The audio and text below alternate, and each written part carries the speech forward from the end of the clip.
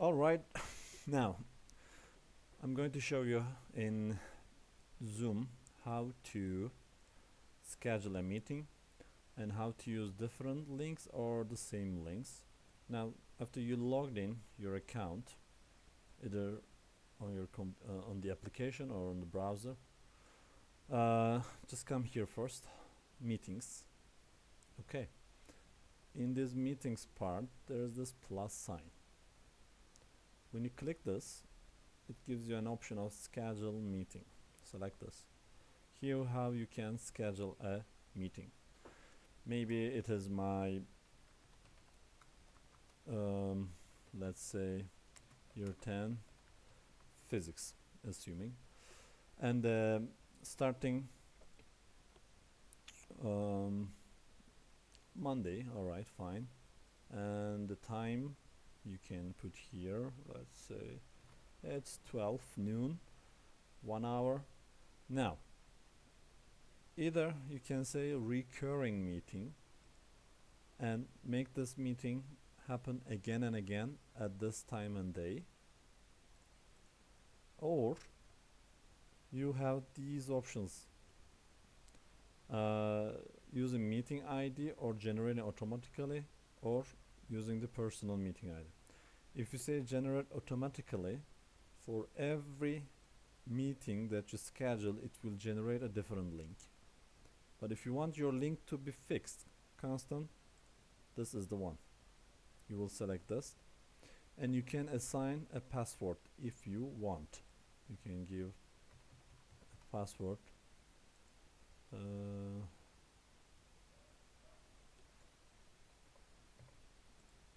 Yeah. Or you can say no password is needed. That's up to you. The video section, when you log in, your video, the host is you that you're scheduling. That video to be on or off. It's good to keep it off, and you can just turn it on when you want.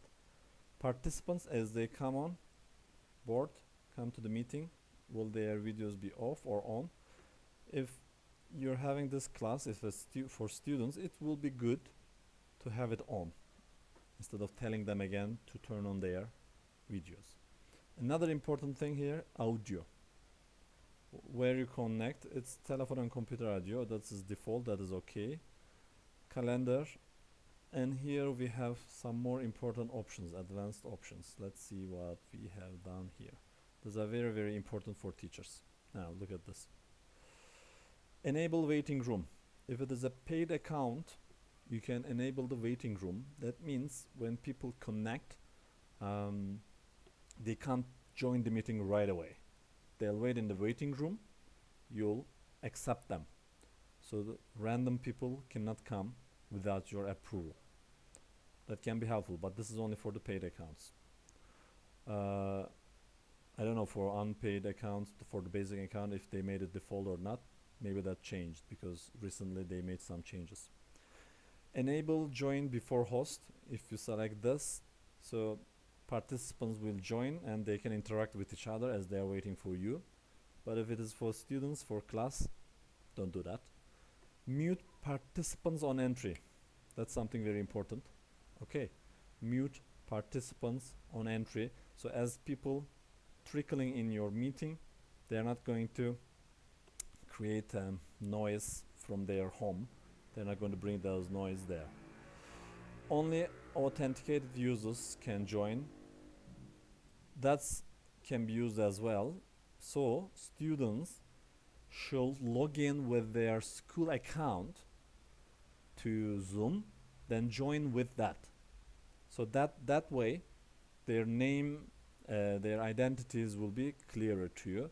The others will not be allowed. Without signing in, they cannot join to your meeting. That's also important.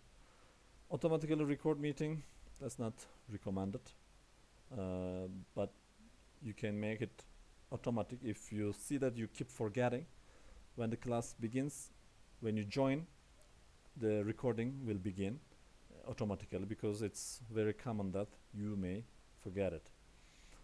Then when you say schedule.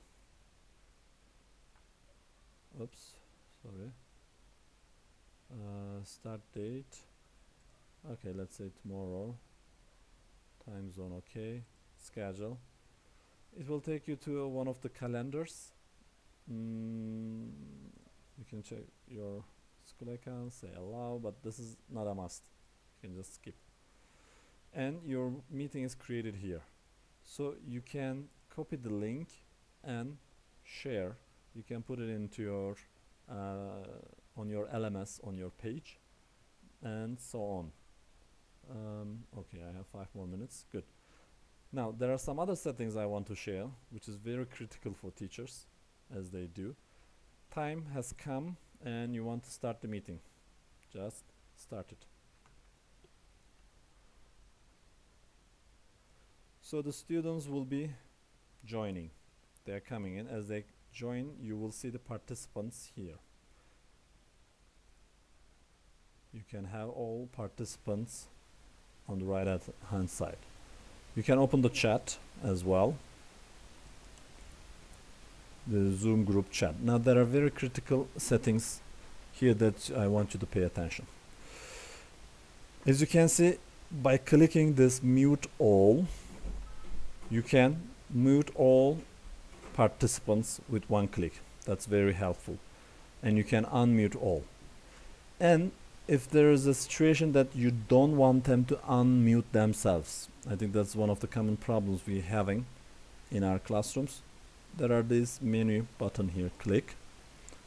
Look at these options. Let's see closer. Mute participants on entry. You can make this on and off here.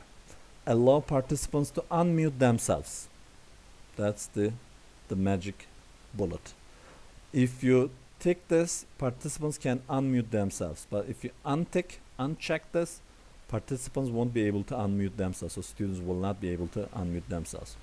This is another one, very important. Allow participants to rename themselves. Do not allow this the students to do it. All right.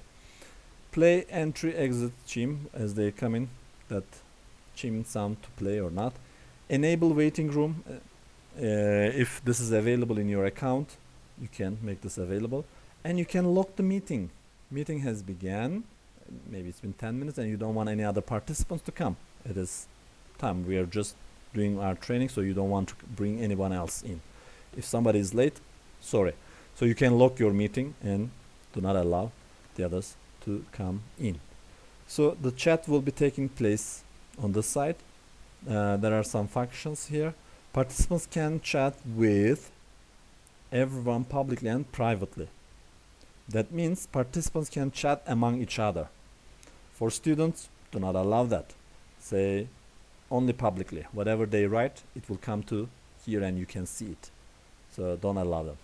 So host only. If you just say host only, they can just write to you, not publicly. That's also an option you can think of.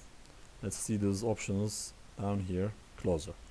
So you can even say no one. They can do the chat. Host only, only to you. Everyone publicly. Whatever they write, it will be public in the chat area. If you say everyone publicly and privately, so they can write to the public or they can chat between each other. So these are some basic functionalities of Zoom.